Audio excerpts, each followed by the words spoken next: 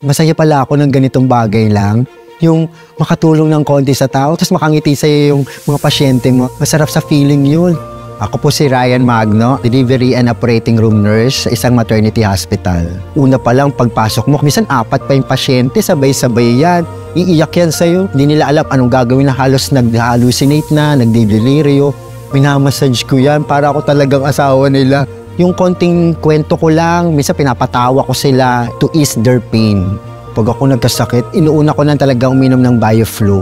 Pag sobrang pagod na, Enervon na yan. Pag nakita ng mga co-nurse ko, Ryan, mukhang naka-vitamins ka na naman kasi ang daldal ko. Minsan nagpapatawa pa ako. Talagang likas sa akin yung maalaga emotional satisfaction. Para sa akin, halagang Unilab, parang nanay siya Yung andyan lang sa tabi, maaasahan siya, parang andyan lang siya parati.